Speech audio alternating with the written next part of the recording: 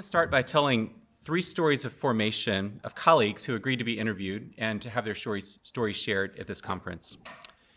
First, Mary is a nurse practitioner who works full-time at Christ House, a residential inpatient medical facility for people experiencing homelessness in Washington, D.C. When she began nursing school, she was struck by the competitiveness of her classmates and the subtle pressure to aim for hardcore nursing careers in intensive care units or similar settings. But she befriended 2 classmates who attended her church. Together they dreamed of rejecting this super hardcore culture, she says, in favor of mission-based work. Conversation with one of these classmates, as well as with a sympathetic Christian professor, fueled her own desire to serve the poor and led her to pursue a career in community nursing. She also participated in several church mission trips to Honduras and began to revise long-held assumptions about poverty internalized in her affluent white evangelical Christian upbringing in the U.S. Prevented by political instability in Honduras from settling there after graduation, she eventually came to Christ House through a federal service program, AmeriCorps, and fell in love with its service mission and her fellow nurses. When she decided to pursue additional education, she experienced the institution cheering me on and was soon hired there as a full-time nurse practitioner. Mary loves her work and says that she's sustained by the unique residential community at Christ House, folks who both live and work here. This community prioritizes, she says, going towards problems and not away from them, never doing hard things alone.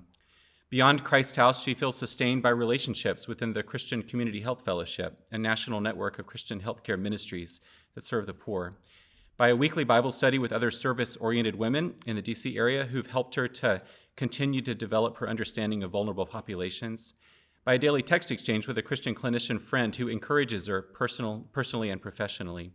We both have this deep understanding, she says, that the spirits and souls of humans are connected to the bodies of humans, which are connected to God. They're just so all one that you can't parse them apart.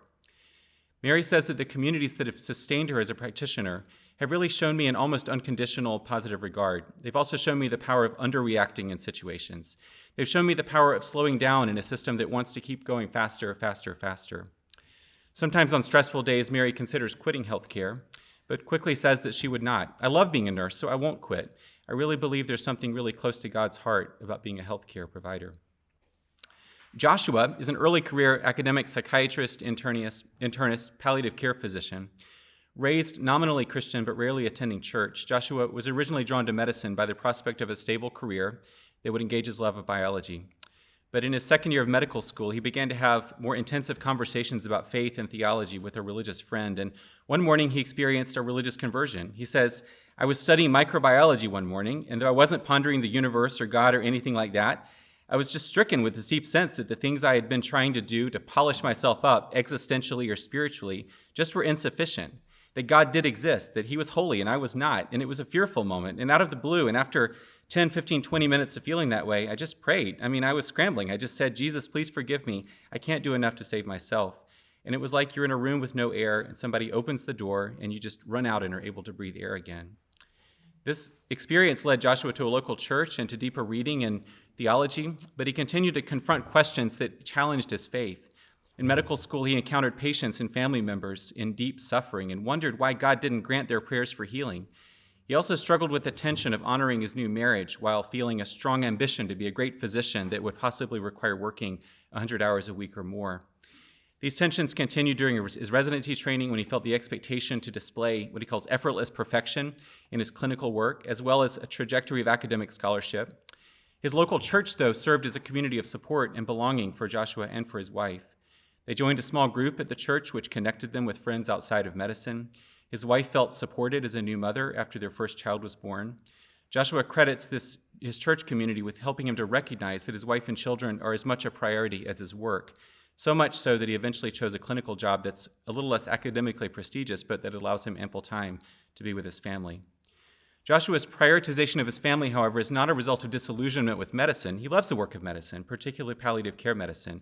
He's developed a set of mentors and conversation partners, and he reads widely in bioethics and theology and philosophy of technology and other things. Now, several years into his current job, Joshua continues to love his work. He's sustained by his local church and by a monthly discussion group with trusted medical colleagues. He continues to seek wisdom on how to prioritize his work and his family. I've moved away from work-life balance, he says, because there is no balance, but there's certainly priority. Prioritizing requires wisdom. It requires foresight. It requires community too, because I'm not just doing this on my own. Third, Luke is a mid-career psychiatrist who runs a large nonprofit agency that offers mental health care to the growing Spanish-speaking population of central North Carolina. While Luke is a practicing Christian, his organization is not overtly faith-based. Luke's vision for the power of community in medicine came as an adolescent when his parents would host a weekly Wednesday meal and Bible study for Christian medical students at the medical school in the town where his cardiologist father practiced. He says the medical students in his home were silly. They had parties that were fun. I just got to see this community of medical students come and just love each other, love my dad.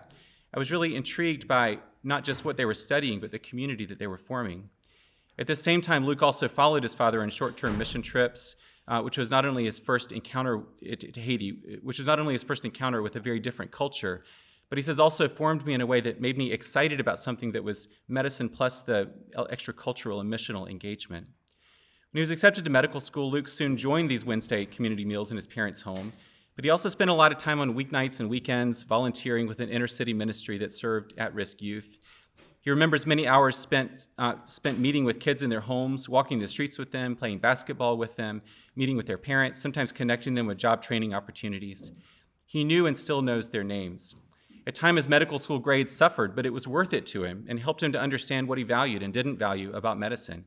I wasn't, he says, going to get into the most competitive residencies because I'd been hanging out with these kids instead of studying.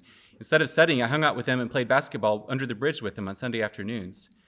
Out of these experiences, Luke developed a commitment to community health that continues to this day. Now the CEO of a nonprofit that employs dozens of clinicians, Luke finds himself sustained in a wide network of communities and relationships. There's his local church where he can be just Luke, not doctor or el doctor. I'm not performing, I'm just part of the group. There's sympathetic colleagues at work with whom he consults and commiserates. There's his wife with whom he talks, who's also a physician, with whom he walks in the evening and trades stories about their day. There's a very good friend in his church who is a heating and air technician with whom he can talk about things related to work or bounce ideas off of, or he says, just fart around together because that's just what you do. And several years ago, there were a series of guided retreats by Parker Palmer that encouraged him to stop and to reflect and to discern with others in a Quaker-style clearness committee what gifts he bears and how he might best bear these gifts as a physician and nonprofit leader. Mary, Joshua, and Luke have each had to make hard decisions about their professional work and career, in their days when they're tired and frustrated. At the same time, they've each found deep satisfaction and meaning in the work of healthcare. Religious faith and religious communities have played important roles for each of them. The larger world of healthcare practitioners, however, is overall not well. The last 3 decades have witnessed both increasing awareness of the moral and spiritual malaise of many clinicians in the US and Europe, and efforts to name and diagnose the problem. So as we heard in one of our first presentations from David Albert Jones, in the 1990s, psychologist Christina Maslach described as burnout the 3-dimensional syndrome of clinicians who find themselves chronically emotionally exhausted by their work, who experience themselves as accomplishing little of value, and who find that they're treating patients and colleagues as things rather than fellow human beings, or depersonalization.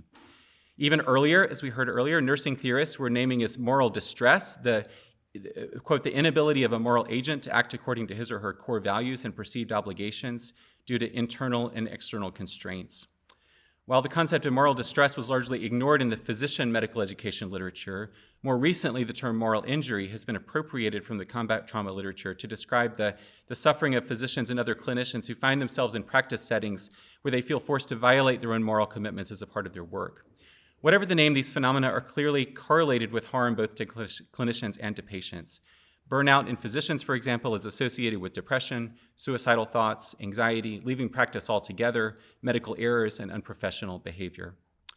When healthcare systems attempt to address burnout, they tend to focus on the balance between work environment and productivity expectations on one hand and clinician wellness on the other. Sometimes interventions focus on systems, for example, by decreasing work hours for students and residents who are specialty trainees in the US, limiting overnight call shifts, hiring additional staff to assist with paperwork and coding, lowering the patient-to-clinician ratio in inpatient services. At least as often, interventions focus on trainee and clinician wellness with interventions such as stress management, mindfulness seminars, resilience trainings, comfortable lounges, occasional extra days off. While these interventions have shown modest positive effects on clinician burnout scores, they've not solved the problem because, in my view, they fail to recognize that both the problems and the common interventions are embedded within a neoliberal culture that's come to dominate academic and large organization healthcare in the United States, even systems that are partially or entirely government supported, like the government VA system where I work, and that it's that culture, not isolated imbalances within it, that is making them sick. And my experience is entirely within the US, so I depend on you all to think about how this applies to the UK and Europe. Focusing on the trees of productivity expectations, work environment, and clinician resilience, they're missing this neoliberal forest. Neoliberalism is a slippery and diffuse term that I won't engage in detail now. I would refer you for a much more detailed engagement to Josh Hortern's edited co-volume Marketization, Ethics, and Healthcare that is much more detailed than what I'll present today. But I mean by it broadly the theories and practices associated with free market economic theories of the Austrian School and Chicago School, by institutions like the Mont Pelerin Society and American Enterprise Institute, by the policies that are most associated with Margaret Thatcher and Ronald Reagan and subsequent US and British governments, but sociologically by both the widening of multinational corporations and income and wealth disparities and thinning of social safety nets. But I want to focus in on what political theorist Wendy Brown calls its moral and psychological characteristics, which is the construction of human identity as what she calls homo economicus, and I'm quoting Wendy Brown, an intensely constructed and governed bit of human capital tasked with improving and leveraging its competitive positioning and with enhancing its monetary and non-monetary portfolio across all of its endeavors and venues. In neoliberal regimes, Brown argues, and this is an extended quote from her, she says, both persons and states are construed on the model of the contemporary firm. Both persons and states are expected to comport themselves in ways that maximize their capital value in the present and enhance their future value. And both persons and states do so through practices of entrepreneurialism, self-investment, and are attracting investors. Any regime pursuing another course faces fiscal crises, downgraded credit, currency or bond ratings, and lost legitimacy at the least, bankruptcy and dissolution at the extreme. Likewise, any individual who veers into other pursuits risks impoverishment and a loss of esteem and creditworthiness at the least, survival at the extreme. I believe that the culture of modern American healthcare is laid bare by substituting healthcare systems for states and clinicians for persons in Brown's description above. Both clinicians and healthcare systems are construed on the model of the contemporary firm. Both clinicians and healthcare systems are expected to comport themselves in ways that maximize their capital value in the present and enhance their future value, and so on. Clinicians and healthcare systems in this frame have all become firms with internal conceptions of mission, value, vision, and value, and externally facing brands. The survival of healthcare systems depends on their producing and selling commodified services at a sufficient margin to keep the enterprise viable. If they could dispense with the high labor cost of clinicians by robots or AI, they probably would. But for now, their best bet is to ensure that clinicians, the proximate providers of the services, of the system's services, act as much like machines as possible, doing their work efficiently, consistently, with high-quality control. But in this system, clinicians are also firms with brands, firms who implicitly or explicitly compete with each other within disciplines, whose disciplines compete with each other, and who increasingly must compete against replacement by machines and automated technology. This, I think, is the pathos of so many American physicians and other clinicians, having been pressured through our education to develop and enhance brands that emphasize things like service and justice and care. We find ourselves valued by our employers not as proprietors but as providers of industrialized services, valued to the extent that we imitate quality-controlled machines. So no wonder that, like engines and rockets, we burn out. The acculturation of the physician as commodified brand is easy to see, at least in the American system of pre-medical and medical education. Prospective clinicians compete for slots in healthcare training programs on the basis of grades, especially in the sciences, competitive performance on entrance exams, demonstrated commitment to service, sustained dedication to a cause, research experience, and the capacity to project a positive image of themselves in written personal statements and admission interviews. Undergraduate colleges encourage pre-health students to carefully refine their personal brands. If students and clinicians treated all of this brand cultivation as simply that, like maximizing their personal market valuation, then it's possible that they wouldn't be as a high risk for burnout since their expectations would be lower. But most students and most medical educators with whom they interact don't believe this. They are morally invested in the work of healthcare. They believe the profession will sustain them in this. Some students are fortunate to find their hopes satisfied, but many others are disappointed. In the case of U.S. medical students, they find first that having entered the gateway of medical school, they're still caught in a culture of scarcity and meritocracy, with students competing for specialty-specific residency training slots. As before, they're evaluated on their achievement, passion, commitment to service, and so on. In many cases, they negotiate and push for ever higher incomes after graduation. In the US, this ladder climbing continues through medical school to residency, being an early career physician in large organizations, and continues indefinitely unless the physician decides to opt out of it. Second, at some point in their training or early clinical career, as their productivity becomes more important to the revenue stream of their employing systems, trainees and clinicians begin to experience their institutions not as reinforcing their values to service, but as pushing them toward efficient, profitable industrial production. Healthcare becomes a composite array of quantified goods that are dispensed by various clinical providers. Care that's not profitable is disincentivized or discontinued, and even enterprises that are not profitable, like inpatient psychiatric units and general medicine floors, still are governed by the logic of efficiency. Not-for-profit health systems may continue to have lofty philanthropic and charitable missions, but in a competitive healthcare market, these missions must not threaten economic viability. As administrators often remind employees, no margin, no mission. This neoliberal healthcare marketplace sets the perfect conditions for corrosion. Even before entering clinical training, prospective clinicians are firms with brands that must be cultivated and marketed to prospective schools and then to employers and patients. Healthcare systems are also firms with brands that existentially depend on the maintenance of market share and profitability. Clinicians who enter healthcare with passion and lofty aspirations find themselves treated as providers of industrialized goods and services. It's no surprise that many begin to feel the weight of burnout, moral distress, and moral injury. So how do students and clinicians respond to the threat of burnout and moral injury? In the US, the most common approach has been to focus on student and clinician mental health and wellness. The American Medical Association, for example, has launched a physician wellness initiative in response to physician burnout called the Steps Forward program, with recommendations for preventing burnout both at the institutional and personal level. Institutionally, they recommend things like workflow improvements, engaging non-physician staff to reduce administrative burden. On a personal level, the program encourages physicians to invest in and safeguard their own well-being. One of the educational flyers for the program begins by stating that well-being includes the ability to adapt to and bounce back from the stress of the training and or clinical environment. Physicians who practice well-being are better equipped to handle the many challenges presented in medical training when providing patient care. The document then offers a series of recommendations that include things like put yourself on your own schedule, write your individual mission statement, write down inspiring patient stories, start a gratitude journal, develop your spiritual practice, take a mindfulness class, connect with your body, don't forget to have fun. This program is representative of a common focus to encourage clinicians to focus on their individual core values and on self-care through cultivating work-life balance, resilient stress management strategies, and by destigmatizing mental health treatment seeking. As a response to the way that clinicians are treated as industrial providers within their health systems, there's much to like about this. I'm not altogether against them. I've grown through some of these practices. I'd encourage any clinician to consider them. Mary, Joshua, and Luke have all described incorporating one or more of these strategies into their own discernment.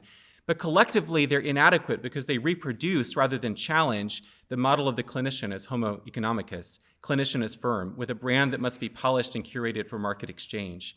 The physician who's previously focused herself on academic prestige and clinical production, and now embracing work-life balance, is not challenging the marketized governance either of her own life or her work or her healthcare system. She's simply curating a different brand identity.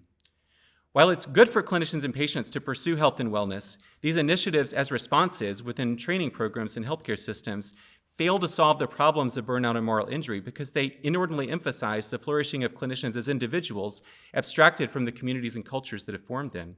They tend to encourage clinicians to focus on their individual health and well-being, to claim their individual values and goals for healthcare practice. Even when these initiatives focus on institutional practices, they tend to be practices that are oriented toward the flourishing of individuals, and such as workload reduction and lowering of administrative burdens, et cetera. The idea that clinicians are most likely to flourish when they do so as individuals inside institutions that support them as individuals fits within the Western tradition of expressive individualism as described by Charles Taylor and in an American context by Robert Bellah and colleagues in their Habits of the Heart. Expressive individualism fits well, indeed too well, within the neoliberal economic order. It's arguably sustained and in part constructed by that order, for which the best selves are those who are constantly unfulfilled, hungering for more, who are able to mold and to improve themselves to adapt to a changing social, that is, market landscape, even when this adaptation requires them to move away geographically and culturally from families and communities. But for this reason, a wellness culture predicated on expressive individualism will never change that order. As long as conversations about burnout and moral injury center on whether clinicians are thriving as individuals, they become negotiations about incentivization and productivity. The clinician remains firmly homo economicus. Not only do these initiatives fail to challenge neoliberal healthcare, but they may even sustain it. In After Virtue, Alistair MacIntyre argues that every culture is given moral expression through particular characters who serve, as he says, moral representatives of their culture, because of the way in which moral and metaphysical ideas and theories assume through them an embodied existence in the social world.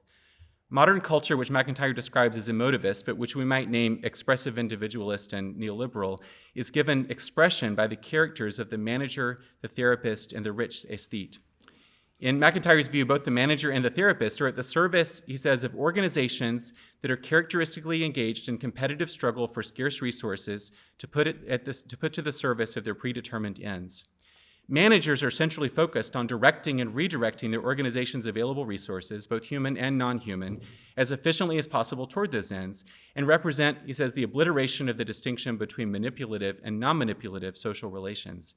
The manager, we might say, is the face of the efficiency-driven, quality-controlled health system to which clinicians often attribute their burnout, and because of which they turn to wellness programs or to therapy. But in MacIntyre's view, the therapist is also complicit with the manager's work. If the manager treats ends as given outside his scope, his concern is with technique, with efficiency, and with effectiveness in transforming raw materials into final products, unskilled labor into skilled labor, investment into profits. This is MacIntyre's view. The therapist, MacIntyre says, also treats ends as given, as outside his scope. His concern is also with technique, with effectiveness in transforming neurotic symptoms into directed energy, maladjusted individuals into well-adjusted ones.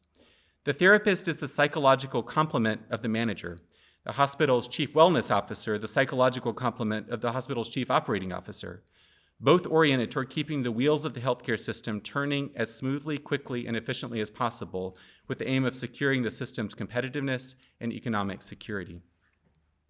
So what then might be a solution? If wellness initiatives are not sufficient to address the problems of clinician burnout and moral injury, what then? We now return to learning from Mary, Joshua, and Luke, none of whom are opposed to these interventions per se. Mary mentioned how helpful therapy had been for her in her career, but each of whom has found deeper wells to nourish their healing work. We can also learn from Taylor, who points out that we're not self-constituting cells, but rather find ourselves socially constructed in webs of interlocution. From MacIntyre, who argues that moral formation in modernity must occur within the historically extended, socially embodied argument of living tradition. From Bella and colleagues, for whom engaged commitment to particular communities of memory, including religious communities, are critical for sustaining democratic political orders. Learning from all of them, those who wish to prevent moral corrosion in healthcare practitioners would do well to point clinicians beyond themselves and beyond healthcare systems to the communities of moral support and discernment that have formed them over time, that continue to form them in the present, that can offer a narrative for ongoing moral discernment about their work in healthcare. Clinicians can undoubtedly benefit, at least marginally, from workload modifications, wellness initiatives, but what we really need are communities who form us to know and to love what is true and good and beautiful, who love us and sustain us as we engage in the care of the sick. Communities of moral support and discernment will fulfill at least three functions in the lives of clinicians. First, they'll foster connection and belonging that enables clinicians to anchor self-identity in something other than professional performance or reputation. Second, they'll orient clinicians to the kinds of goods and goals that are worth pursuing in life qua human being, not qua clinician. Third, they'll help the clinician to discern how his or her work in healthcare is consistent or not with overall goods and goals that are worth pursuing, which is to say they'll form clinicians to make moral judgments about the practices and institutions of healthcare. In other words, communities of moral support and discernment will anchor clinicians' identities and help them to live well, which means they will also help them to discern how to engage in clinical practice as a part of living well. As a theological ethicist and practicing Christian, I believe that religious traditions and communities are well equipped to serve as such communities of moral support and discernment. I've highlighted the stories of 3 Christian clinicians who display this in their own lives and stories. To be clear, I don't think such communities need to be Christian or even religious. I know colleagues who display a clear, joyful, sustaining moral orientation that's grounded in other forms of community, like a Psychoanalytic Institute or the Disability Rights Movement. And I deeply respect faithful colleagues of other traditions who draw deeply from them to sustain their practice. My intent is not to argue which communities of support and discernment are best, but only that such communities are absolutely necessary, and that religious communities, often neglected in medicine, are well suited for that task. Eager to maintain their moral authority and credibility in a pluralistic society, modern healthcare systems have tended to instruct clinicians to relegate their religious formation, as well as many other aspects of their communal and cultural identities, to the realm of the individual and private. If clinicians draw on this formation for their work, they do so by carefully considering how their private values might inform their public healthcare work. When clinicians begin to feel burnout, these private values can be personal resources for resilience and wellness.